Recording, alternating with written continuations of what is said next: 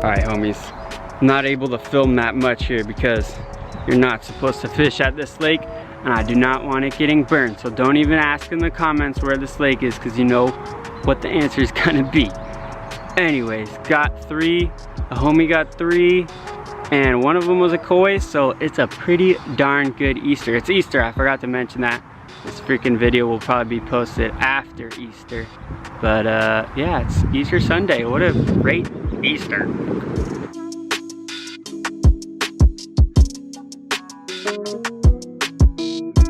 Alright guys, got here like 10 minutes ago and the homie came. We've been fishing for like 30 minutes probably. Haven't got any bites, but it's been sprinkling. We got a nice cloud coverage.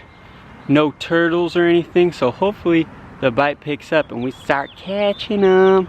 Got a boilie on one rig and a dumbbell on the other. Took out that new bait spray in action. And the homie's fishing with a little pack bait. So I think we'll get one eventually. Ready? I know. Damn, never caught one of these. Damn, they're so weird. Alright guys, got this mirror fantail koi. Never caught a fantail. I've caught a mirror koi before. This guy is full of life, as you can see. Super awesome catch. I'm super pumped on this. Fishing with the homie. You got 3 already? Yeah, my 3 don't compare to this though. This is beautiful. This is my first one of the day. So boom, finally back on them, boys. Bam. That was crazy. It's been a while since I've got one. Had a bunch of mishaps and went to a lake actually today and they were closed for Easter, so I came here on a whim, met my friend, and boom, we started hooking up almost instantly.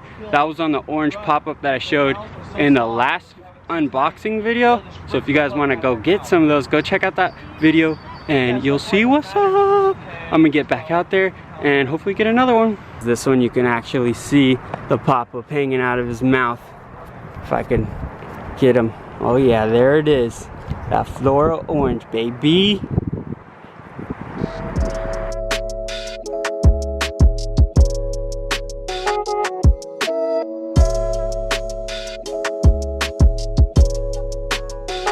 Alright guys, carp number 2. I don't know how easy it is to tell, but this one definitely has koi influence. You can see on the top fin, has some little orange spots all over it. Ooh, it put up a crazy fight for how big it was. But yeah, carp number 2 for the day. Gonna get him back in. The carp? That's actually the smallest one we caught today. You guys coming back? Yeah. Alright guys, got one more for the day. Not the biggest one, but he put up a good fight. It was crazy because I recasted right where my bait was. Within 5 minutes the thing went off and my line snapped in the net too. I'll show you that after I go release this bad boy, but it's crazy. Most of the carp in here have koi influence. They have all these red spots all over them. It's pretty dope. So I'm gonna get this one back. Alright guys, check this out. There's my rig and the old line snapped in the net. Guess it's my lucky day today. So I've got them on the pop-ups, got them on the dumbbells. Everything's working today. Ooh. Shout out to Harrison for bringing the extra pack bait. And that's a wrap, homies. We freaking didn't think we were even gonna catch any. Like I said, I already got booted out of one lake. I thought this day was gonna suck big ones, but got to hang out with the homie. We both caught 3 carp. One of mine was that nice koi. So that was super dope. I've never caught a freaking butterfly koi or fantail, whatever you want to call it, but yeah, that was super sick. A mirror fantail koi. It's like a triple threat, I guess, you know what I'm saying? Also, those boilies worked out. It's cool because I just ordered those boilies, just ordered that bait spray, and pretty much the first time I used them, got it going. Also, the homie brought pack bait and he put like fish flakes and stuff in there, so that really helped too. Gives him a little visual little thing to see on the ground. And then I think since that boilie stands out, that was like the first thing they went for. So that was freaking awesome. Now I got a little bit of a drive to go back home and hopefully have some good Easter dinner with the folks. But anyways, hope you guys had a nice Easter. I know it's not Easter in this video, but it's Easter for me today. No, I'm talking about, I'll even show you on my phone so you can believe me when I say that it is Sunday, April 12th, 3/11. If you guys listen to reggae, that's pretty dope. I don't really listen to them, but I think that is a reggae band.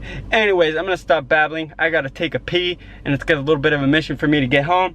So I'm gonna get to going. One more quick thing I wanted to add is don't be afraid to go fishing if it's raining. Layer up, get yourself an umbrella, and hit the water because the rain really gets the carp going. Sometimes if it's like freezing rain, then it's not as good, but it's a warm day out. It's like 65 degrees and it was sprinkling and it was raining pretty good for like an hour or something. And that's when we were catching it, was when the rain was coming down. I think it puts oxygen into the water and that kind of gets them going, that fresh water. So don't be afraid to go fishing when it's raining. Get out there and get some fish. What up, homies? I'm back in the office after catching that dope koi and 2 pretty sick carp. But I just wanted to talk a little bit about pack bait. When I lived up north, it didn't seem as important as it does down here. Up north, we were fishing wild waters, and it seemed like the more natural stuff like the shrimp paste and things like that and the fish meals were working a lot better, and the fish oils.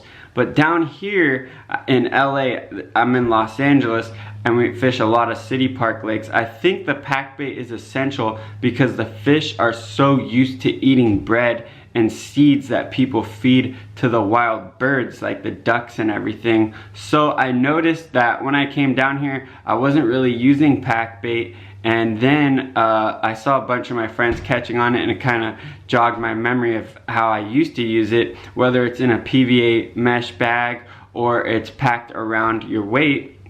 I think it is pretty important, especially when you're trying to get a quick bite.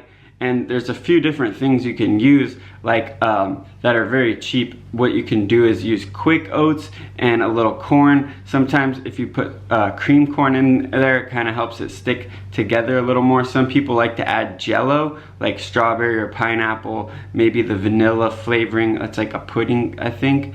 And you can also put white bread or like Hawaiian bread or something like that in the blender, and you can add sweet corn to that out of the can, and it makes a nice pack ball that you can throw out there. And it's actually pretty nice because it fluffs up and disintegrates and just pretty much leaves the corn behind. Once they try and eat the bread, it just kind of explodes, so they can't really eat it as much, and it just leaves you with your hook bait.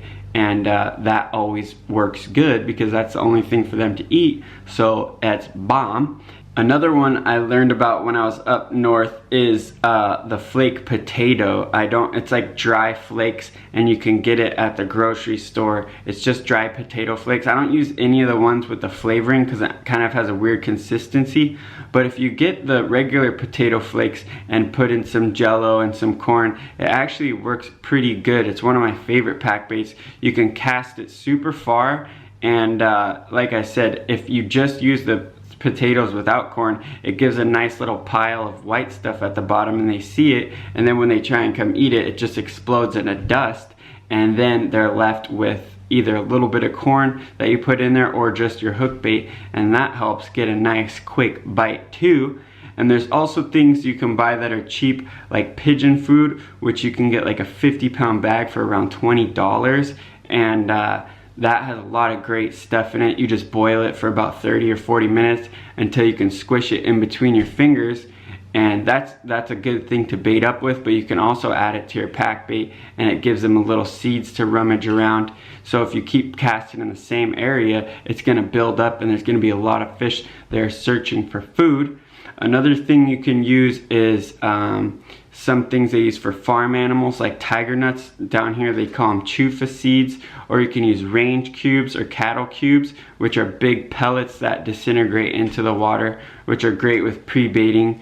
And there's calf manna, pretty much anything you can think of that has like a little bit of a sweet flavor to it. You just want to, if you're using something you've never thought of using or you've never seen anybody use, it's a good idea to kind of look on the internet and see if you can find some info on it, because not everything's good for carp, but everything I've brought up so far is excellent pack bait. So get creative with your pack bait too, because you never know what might spark their attention. And also it's good to try different hook baits. Like you can use fake corn, you can put real corn on the hook. The only problem with real corn on the hook is sometimes you do start to catch other stuff like turtles more often. And my friend caught a bluegill. We didn't film it, but that was when I caught the koi in the same trip as that, which was pretty funny. And sometimes the birds can dive on it and you can catch birds. But yeah, so try different hook baits, boilies, pop-ups, fake corn, and try out all the different pack baits until you find one that you're confident in. And then also with the different seasons, you kind of have to adapt. When the water gets colder, you can't really use the same pack baits because it doesn't break down as quick as when there's warm water. So keep that in mind. Anyways, I hope you enjoyed this video, and peace out for now, and stay safe.